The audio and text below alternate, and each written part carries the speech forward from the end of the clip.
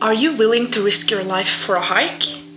Here are 5 tips you can do instead around Leknes on a rainy day.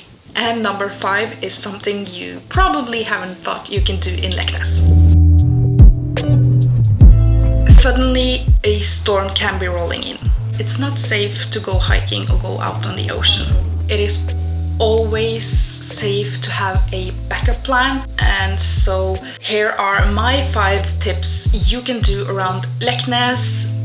So my first tips is you can go to the cinema. In Leknes we have a cinema located in the city center.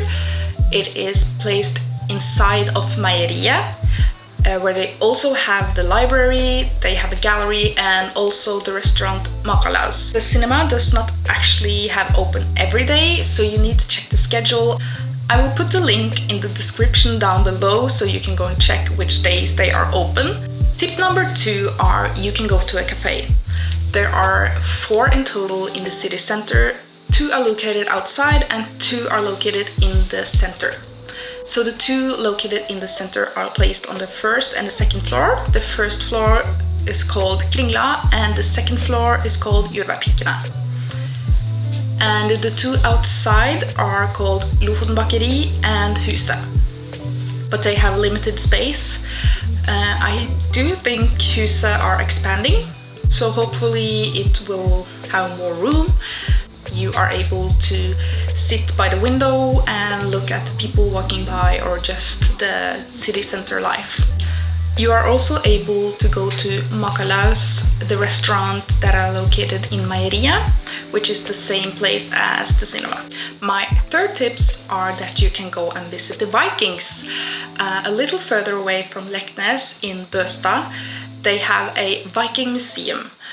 It is located a little bit away from Leknes, but you are able to take a car or a bus there. I will add to the description the bus times. Especially in winter, the bus doesn't really go that often, so just be aware of this before heading out. But the Viking Museum has a lot to offer. They actually have 2 different parts. One part that shows how they found the Viking remains and how they lived. They even have a small movie that you can watch. And the second part are more an interactive part. You can actually dress up as a Viking if you want to, and you can talk to the Vikings and eat with the Vikings. It's really cool. And in the summer you are able to go outside and do all the activities they offer there. The museum has a really big out area and they've done a really good job placing paths, and you won't be hiking any mountains. But be aware that if it's raining, you need to bring enough clothing. Bring something warm, have something in your car. It's not fun being wet and cold when you're so far away from your hotel. So despite Lofoten being so far north, it's actually not that cold here. On average in winter it's about from 0 to 5 degrees Celsius, and I will put Fahrenheit here. But the wind can make it really cold, so just keep that in mind. Also in winter it can become really slippery on the roads, for example if you are walking or driving. So I suggest that you invest in some snowshoes. I will link which one I use. I like these for going in the city. They might not be that good for hiking in the mountain or in the forests. There are other brands you can buy that are more suited for walking on the snow, and I recommend bringing some if you're coming in late autumn, winter or in the spring. My 4th tips is go to the sauna. A lot of the hotels and Røde offers saunas, and some even have spa areas, so you can just relax the whole day. I will say though, you need to book in advance.